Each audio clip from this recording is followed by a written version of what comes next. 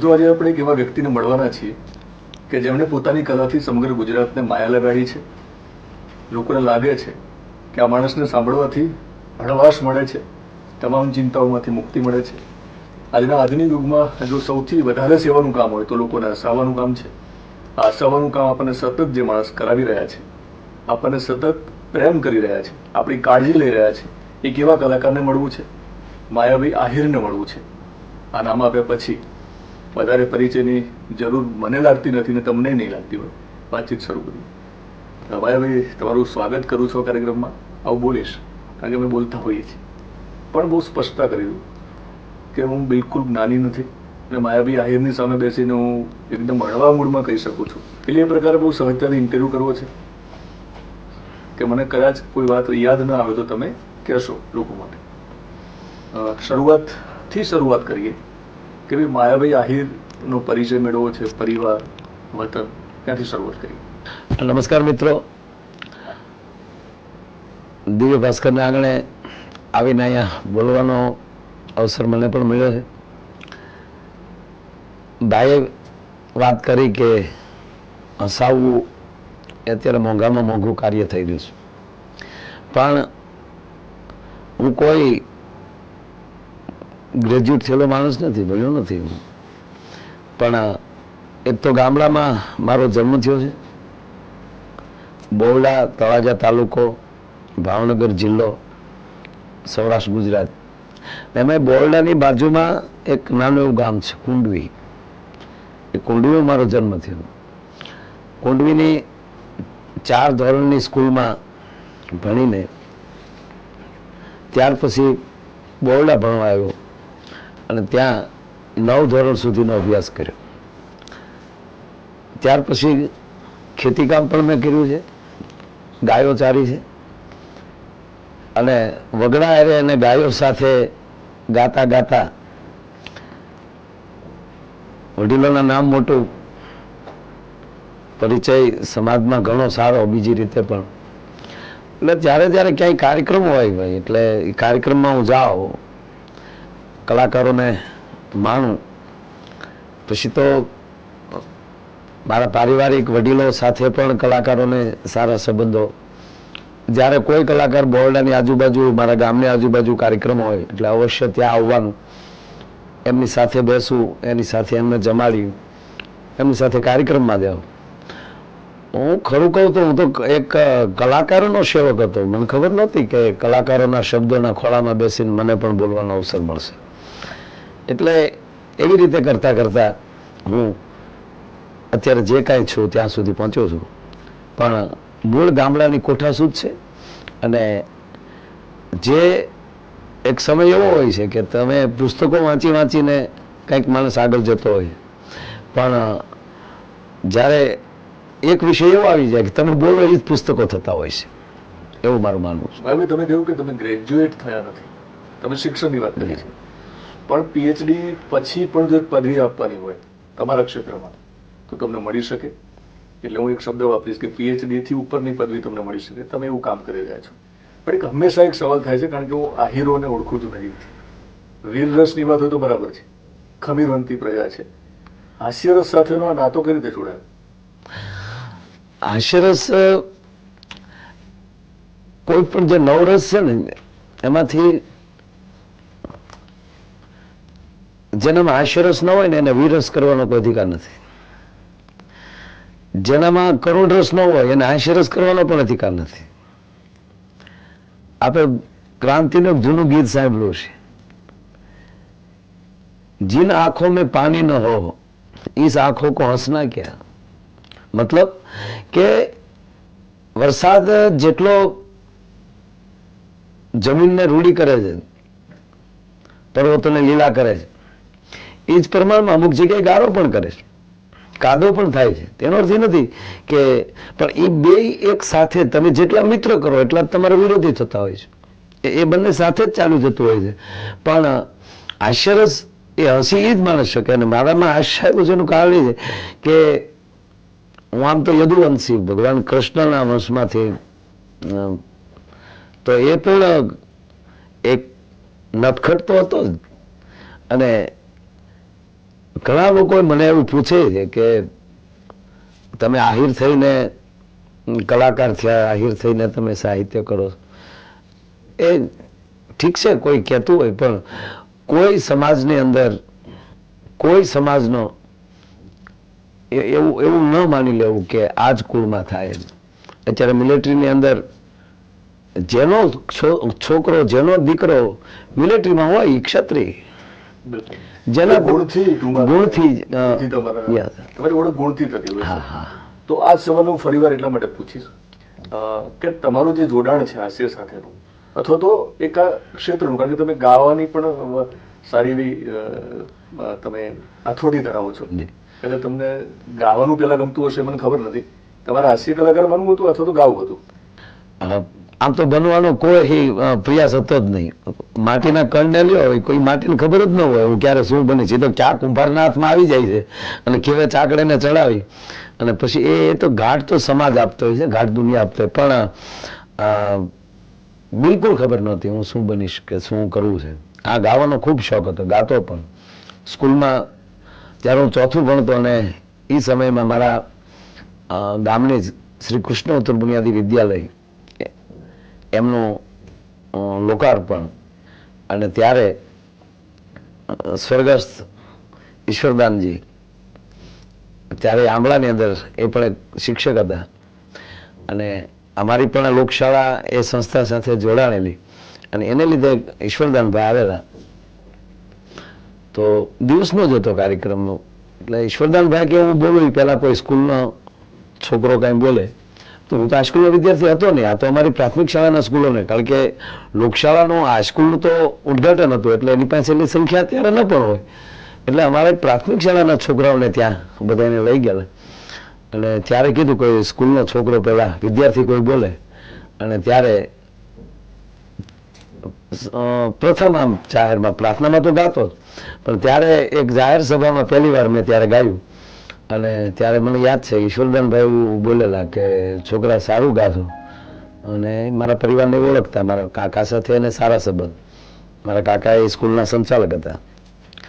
તો મારા કાકા બોલ્યા કે મારો ભત્રીજો છે કે બહુ સારું ગાય છે પણ હમણાં ભણજે, બાળ કલાકારની આયુષ ન હોય. એટલે ત્યારથી મેં એવું કોઈ કલાકાર થવું કે તો મગજમાં રાખ્યું જ નહીં.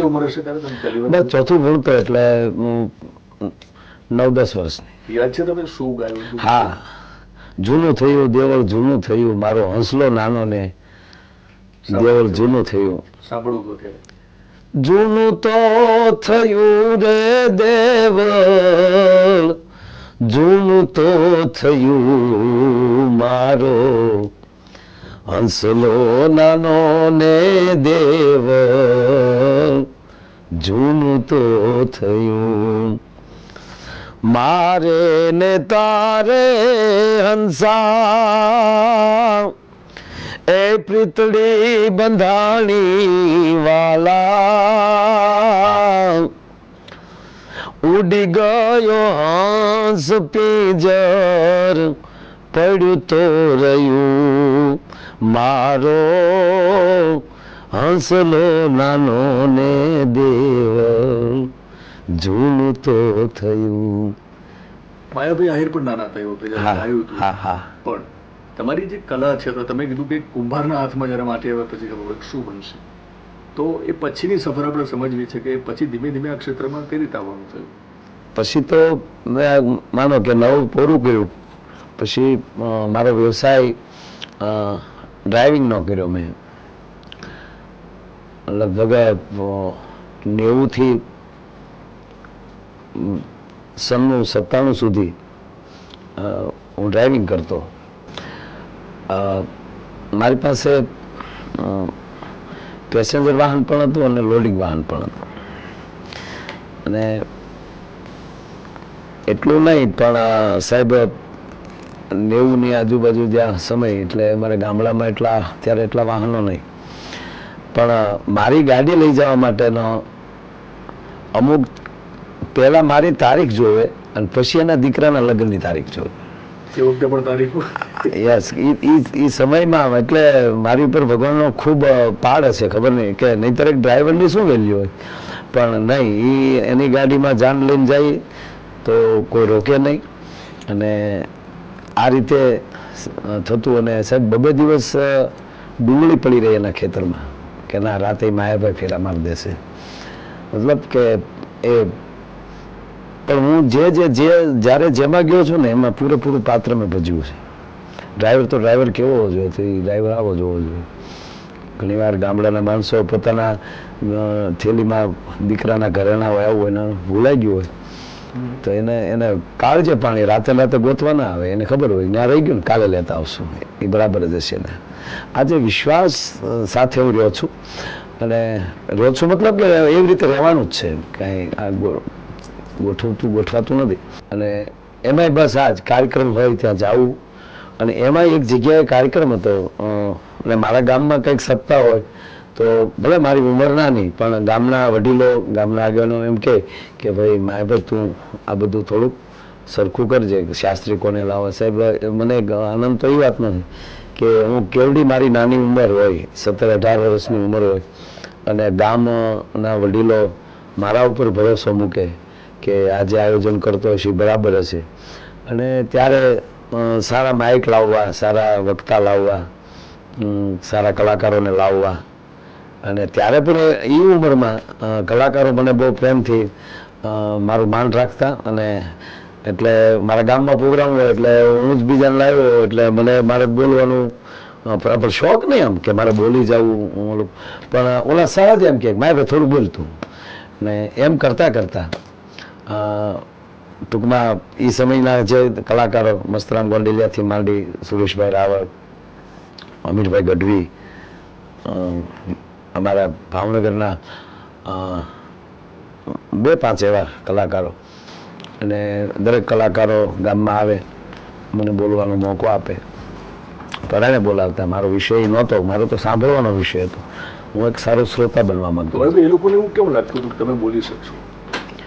હા, અમે અમસ્તા બેઠા હોઈએ તો એક મારા સ્વભાવ પ્રમાણે મને બહુ ગમતા હોય ને જે કલાકારો, તો મને બરાબર લાગ્યું કે આ નથી બરાબર બોલાવાનું, જે મને મજા આવી જોઈએ મજા નથી આવી, તો હું એમને કહેતો કે નહીં તું આમને આમ બોલ, આને આમ ગા. અમુક આપણા નજીકના હોય. એક મારા શ્રોતા તરીકે મને જે તારી પાસેથી વાટ હોય, હજી મારી પાસે મને કોઈ હું રજૂ કરું ને ઓડિયન્સ કદાચ અમુક વિસ્તાર એવો હોય ઓડિયન્સ હોય તો કલાકાર ફેલ જાય મને પહોંચ ન થાય સાહેબ. હું એનો એવો હરીફાઈ એની સાથે કરું કે હું એનો શ્રોતા થઈ જાઉં થોડી વાર માટે. પણ જેને મેં રજૂ કર્યો હોય અથવા તો જે કાર્યક્રમમાં મારી સાથે બેઠા હોય એ કલાકાર ઓછો પડે એ તો મને ગમતી જ વાત નથી. તો એ પણ કારણ હોઈ શકે. સફળતા અને પૈસાને માયાભાઈ આમ તો લેવા દેવા નથી, પરંતુ સ્વાભાવિક છે કે થોડીક સમજણ માટે એક પ્રકારનો સવાલ થતો હોય છે. જ્યારે ડ્રાઇવિંગ કરતા હતા ત્યારે ઘરની સ્થિતિ કેવી હતી અને કેટલા પૈસાની આવક ઊભી થતી હતી? ત્યારે સ્થિતિ સારી હતી.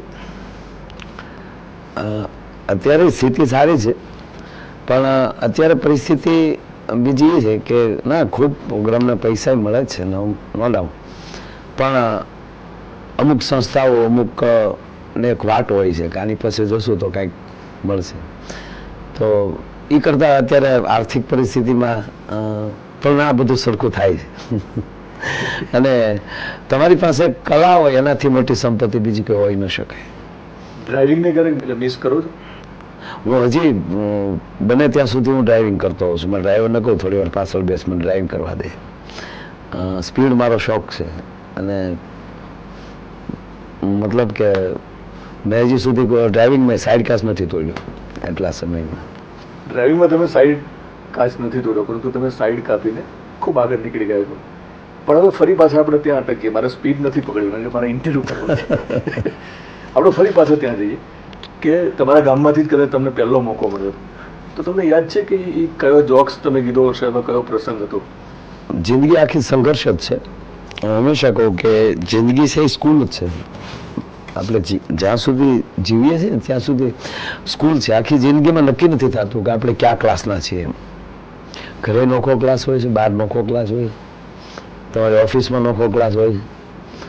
અને બહુ સારો શબ્દ વાપરું છું. અને જેવા તમે પાસ થઈ જાઓ ને એને જ મૃત્યુ કહેવાય છે. ગુજરાત આપણે અંગ્રેજીમાં પાસ, ગુજરાતીમાં ગુજરી ગયા. કેમ ફલાણાભાઈ નથી દેખાતા હતા કે એ તો ગુજરી ગયા. શું કામ? પૃથ્વી ખંડમાંથી, પૃથ્વી ક્લાસમાંથી પાસ થઈ ગયા. એટલે સંઘર્ષ ખૂબ કર્યો છે.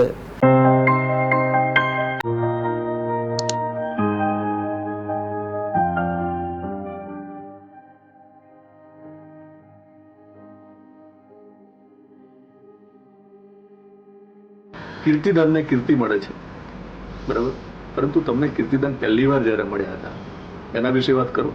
એ પછી જ્યારે અમને નવા કીર્તિદાન મળ્યા છે એ મારે સમજવું. કીર્તિભાઈ તો અમારા ભાવનગરમાં, આમ તો એનું ગામ વાળુવડ, આ જેતભાઈનો થડો કહેવાય. ચાવલ સમાજ માટેનું એક બહુ મોટું સ્થાન કહી શકાય. આ જેતભાઈ થઈ ગયા ત્યાં, એ ગામ એમનું. અને અમારા સિહોરમાં એ એક સંગીત શિક્ષક તરીકે આવ્યા. અને જ્યારે પહેલી વાર હું એમને કાર્યક્રમમાં મળ્યો તો પ્યોર નરગળું અને એક તરવરીય યુવાન, હોશીલો યુવાન, એના ગાવાનો જે થ્રો. કાર્યક્રમ ક્યાં હતો? આ કાર્યક્રમ સાણંદમાં હતો. અને લગભગ 27/2/2002. એક્ઝેક્ટ મને તારીખ પણ યાદ છે. કારણ કે જંગલમાં તમે જાઓ ને એટલે સિંહ જ્યાં મળ્યો હોય ને ત્યાંથી 20 વર્ષ પછી પાછા નીકળો ને તે જગ્યાએ એટલે ખબર પડે કે અહીંયા સિંહ મળ્યો છે. એમ મને આ સિંહ મળ્યો હતો એટલે મને યાદ છે. અને ત્યારે મારે પહેલી મુલાકાત થઈ, એમને મેં સાંભળ્યા, ખૂબ ગમ્યા મને. અને ત્યારે પછી અમે જોડિયા પૂજ્ય મોરારી બાપુના સાનિધ્યમાં કથાકાર સંમેલન, ગીતા જયંતિ ઉત્સવ, અને આગલે દિવસે ગુલામ અલીનો કાર્યક્રમ હતો ત્યાં જોડિયામાં. બીજે દિવસે મારો કાર્યક્રમ ને ત્યારે કીર્તિભાઈ ત્યાં આવ્યા અને બાપુ સાથે પરિચય કરાયો. બાપુ સામે એને 1-2 વાર ગાયેલું. એ પહેલા ધીરુભાઈ અંબાણીની રામકથા અને લોક ભાગવત, મનુભાઈ ગઢવી વક્તા તરીકે, અને ત્યારે સંગીતમાં કીર્તિભાઈ બેઠેલા હજી જોવા મળે છે. કસુંબીનો રંગ બાપુ સામે ગાય, પણ એ રીતે રજૂ નહોતા થયા કીર્તિભાઈ. પણ અહીંયા જ્યારે જોડિયાની અંદર એમણે ગાયું, બાપુને મેં કીધું બાપુ કાર્યક્રમ મારો છે પણ આ ચાવલનો દીકરો બાપુ, મેં કીધું બહુ માઠોડો છે. તો મને કે બેસાડે ને, અને માણસ સવાઈ ગયો. વનમેન કીર્તિદાન. મતલબ હું મારી જાતનો ઓલો નથી કરતો, પણ મને જ્યાં ગમ્યા છે એ કલાકારને મેં મારું સ્ટેજ આ રીતે આપી દીધું. અને જે સારું બોલતા હોય અને એ ન સ્વીકારીએ તો જીભ ઉપર બેઠેલી સરસ્વતી કદાચ નારાજ થાય, તારા જીભ ઉપર બેઠી, એ જ એના જીભ ઉપર હું બેઠી છું અને તું એને સ્વીકારતો નથી. આવું મારું માનવું છે. અને કીર્તિભાઈ જ્યારે બાપુ સામે એ ગાયું અને પ્રોગ્રામ પૂરો થયો, અને પ્રોગ્રામ પૂરો થયા પછી ફરીવાર મને પાછું બાપુના ઉતારે અમે બેઠા, બાપુ ઊંડોળે બેઠા હતા રાતે પ્રોગ્રામ પૂરો કરીને, ચા પાણી પીવા થાય એટલે થોડી વાર. તો મને કે ક્યાં ગયો ભાઈ ઓલો કીર્તિદાન આપણો? કીર્તિભાઈ બાપુજી છે જ ત્યાં, બોલાવે ને. અને ફરીવાર પાછા ત્યાં નીચે વગર માયકે બેસીને હાર્મોનિયમ કઢાવ્યું અને 1 કલાક પાછા બાપુએ કીર્તિભાઈને એમાં પણ ત્યારે સાંભળ્યા. અને એક મતલબ કે વાડ વગર વેલો ચડે નહીં, એ વાત તો સાચી છે સાહેબ. પણ હું તો એવું કહું કે હારા વેલા હોય ને તો જ વાડ્યું હાર્યું લાગે સાહેબ. વાડીની જરૂર છે. ભૂરો કોણ છે? ભૂરો મારા ગામનો એક છોકરો, આમ તો મારી જેવડા જ છે. એના હું આમ ઘણા કામમાં એને નિમિત્ત બનાવું છું. પોતે મોજીલો છે 100%, પણ તોતળો નથી. અમુક મુદ્દા એના લગ્નના કે અમે કહેતા હોય એ પણ એ બરાબર નથી. પણ એને જો ભાઈ પ્લેનને ઉડવું હોય ને એટલે રનવે જોવે હો, પછી ભાઈ એની રીતે ઉડે. એમ મારા હાસ્ય માટેનું જેમ શાબુદ્દીનભાઈને એક પાત્ર છે, દરેક કલાકાર પાસે એક પાત્ર હોય, એમ આ ભૂરો એ એક મારું આમ જીવતું જાગતું પાત્ર છે. લગભગ દરેક કલાકારોને ઓળખે. જો એને જમવાની વાત કરું છું એ ફાઇનલ છે. એ જેટલું ખાય એટલું કોઈ ખાઈ ન શકે. અમારા ઘણા મિત્રો, મારા મકાનનું વાસ્તુ હતું ત્યારે એ બધા આવ્યા અને ભૂરો ત્યાં બેઠો હતો, બરોબર, તો જમીન બેઠો હતો. એ ભૂખ્યો ન રહીએ કે અમારો ભૂરો ભૂખ્યો ન હોય. અને એમાં આ લોકોએ બધા કલાકારોને બધા કીધું ભૂરા માયાભાઈ તને એમ કે તું બહુ ખાસ હોત, મારે જોવું છે. તક ભાઈ તમે મોઢે આવ્યા, હું જમી લીધો. તાકે ના તું જમી લીધું એમ થોડું ચાલે કે અમારે પછી ક્યારે ભેગા થાય. સાહેબ જમીન બેઠો હતો તોય દરેક કલાકારોના ભાવથી 52 લાડવા ખાધા મોતીસૂરના, 52. આ બધા કલાકારો એના સાક્ષી છે. એટલે એ અમારા ગામનું એક જીવતું જાગતું પાત્ર છે. બીજું પાત્ર પણ સ્ટેજ ઉપર તમે જીવંત કરો છો અને એ ફરીવાર સાંભળવું ગમશે. આમ તો ભૂરાને ઘણા એની વાતો છે. એના લગ્ન પછી 15 દી થયા ને આવ્યો મારી વાડીએ, જેને સુખી માણસો ફાર્મ કહે ને, અમે વાડી કહીએ. અમારી વાડીએ અમે બેઠા હતા તો આવ્યો, આમ ઉડી ગયેલા લેમ્પ જેવું મોઢું. હવે લગ્ન પછી આવું મોઢું એ તો આપણે વેમ જ પડે ને કે આમાં એક તો 45 વર્ષે લગ્ન થયા. હા, એકવાર તો એ લગ્ન એક દુકાને ગયો, ત્યાં દુકાન ઉપર બોર્ડ માર્યું હતું લગ્નની તમામ સામગ્રી અહીંથી મળે છે. તમારે ભૂરે ને આજીને કીધું કન્યા રાખો છો? કન્યા? ઓલા કે ભાઈ કન્યા ન હોય તાક તો એની વગરનો સામાન વસ્તુ શું કરવી એમ. આવો અમારે કઠણ ભૂરો. મેં કીધું કેમ ભૂરા આમ હાવ નહીં માનો? મને કે 3 દીતા મોઢામાં પાણી નથી મૂક્યું. થયું શું? મને કે કાંઈ નહીં. હવે આપણને મારે ભાઈ ખબર જ નહોતી કે આપણી પરિસ્થિતિ આવી થાય. એટલે પણ થયું શું તને? મેં કીધું 15 દી થયા લગ્નના પૂરા ને માણસ આનંદમાં હોવો જોઈએ. એમ થાય તકલીફ નથી પણ ગમતું નથી કાંઈ. 3 જ દિવસ તમે 3 દિવસ થા બધું ઉદ લાગે. હાવ મારા બા બોલે તો જાણે કૂતીથી ભણતી હોય, મારા બાપા બોલે તો જાણે ગધેડો ભૂગતો હોય, રોટલી ખાઈ તો જાણે હગતરી ખાતા હોય, ખીચડી ખાઈ તો જાણે ગોદડાના ગાભા ખાતા હોય. સ્વાદ વહી ગયો મારે. બસ થયું શું? મેં કીધું 3 દીધા તાર ભાભી આતો મારવા ગયા. તીએ ખબર પડી કે એના ઘરના ગયા એમાં એટલો ઢીલો પડ્યો. એક અમુક એની સહજ બધી આવી વાતો હોય છે. મારે ભાઈ ખાસ કરીને તમે મોટા થયા છો તમારા ક્ષેત્રમાં, તમે નહીં માનો પણ એક સમાજ માટે એક વ્યાખ્યા જે લોકો સફળતાની કરે છે, પણ એ કઈ એવી ઘટના હતી, કઈ ક્ષણ હતી, એ ટર્નિંગ પોઈન્ટ જે કહી શકાય તમારી કરિયરમાં? આમ તો વર્ષોથી અમારા પાછું બગડાણા નજીક બજરંગદાસ બાપાની તિથિ અને પૂનમના કાર્યક્રમમાં અવશ્ય મારી હાજરી હોય, અથવા તો એ પણ કહી શકું કે જે તે સમયે સ્ટેજની જવાબદારી એ લોકો મને સોંપતા, કોને લાવવા, શું કરવું, માયા ભાઈ તમે સંભાળી લેજો.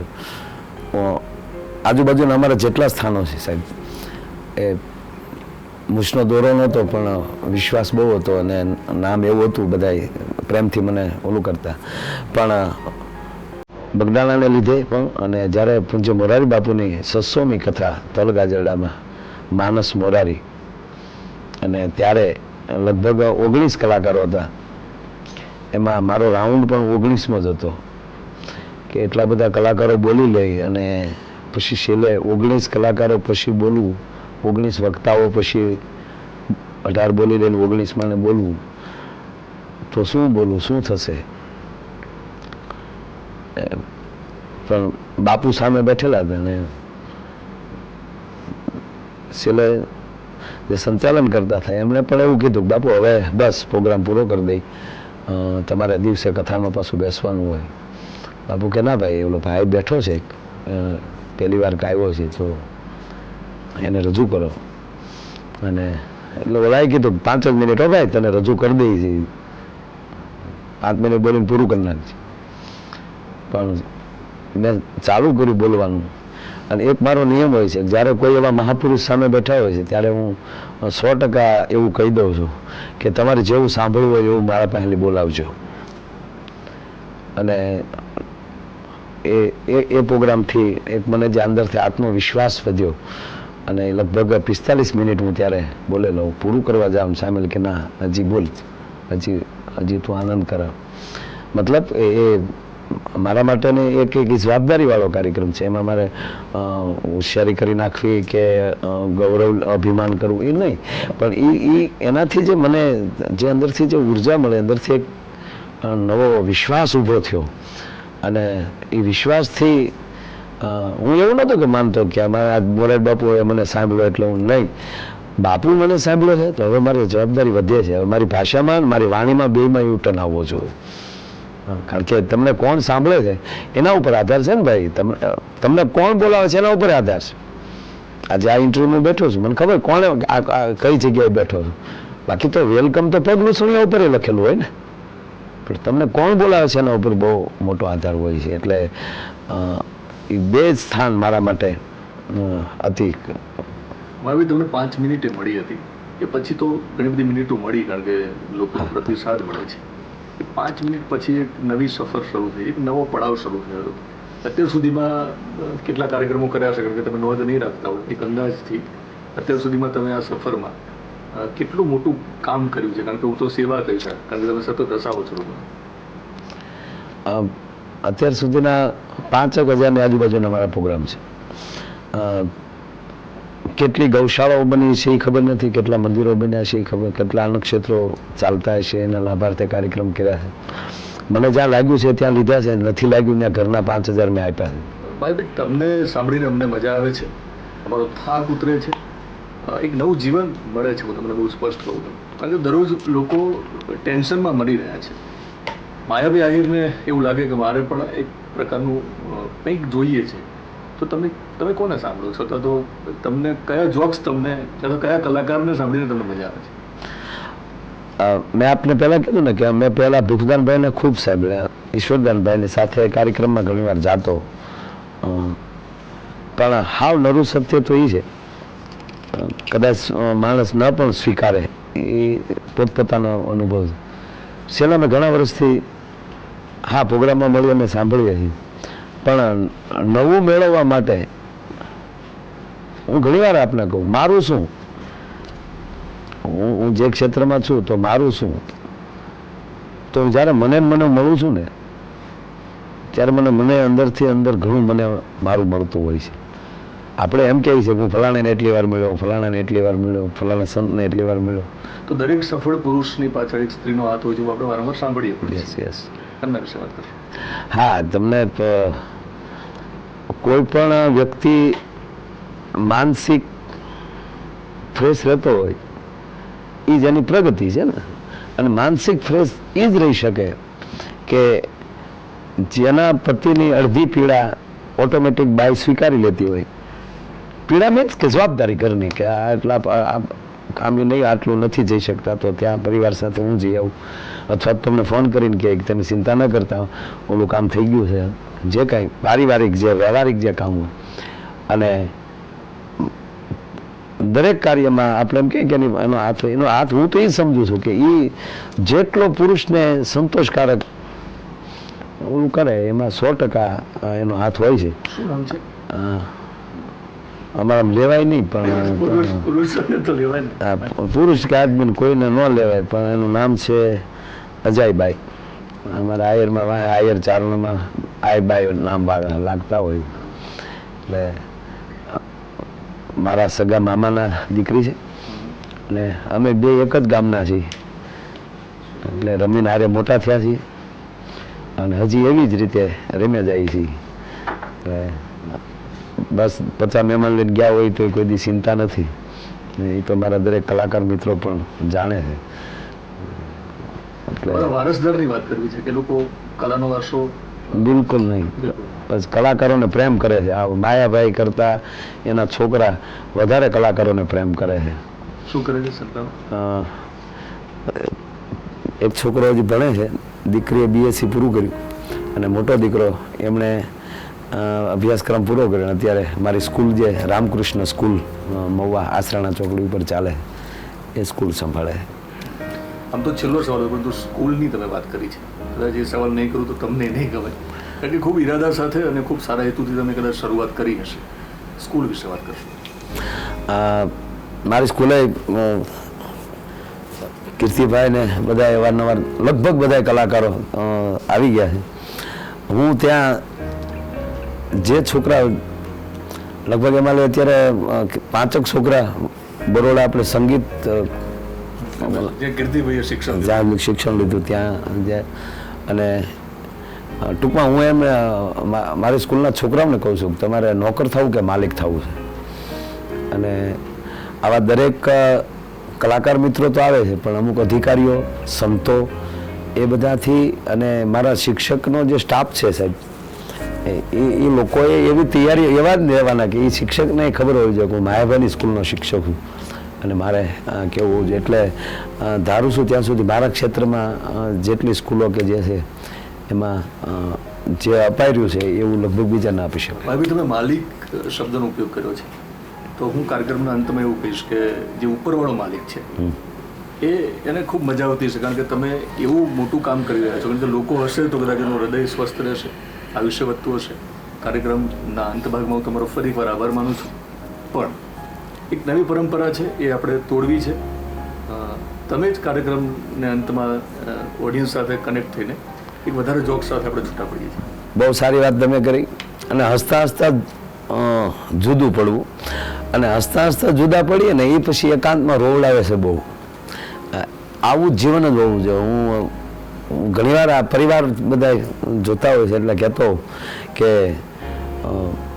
દીકરી સાસરે જાય ને ત્યારે એની માં રડતી હોય છે, પણ સાહેબ અમારા ગામડામાં મેં એ જોયું છે કે દીકરાની વહુ આટો જાય ને ત્યારે સાસુ રડતી હોય છે કે બેટા તું જલ્દી પછી વહી આવજે, નહીં તો હું આમ જોઉં કે મને તારી વગર દીકરી ફાવશે નહીં.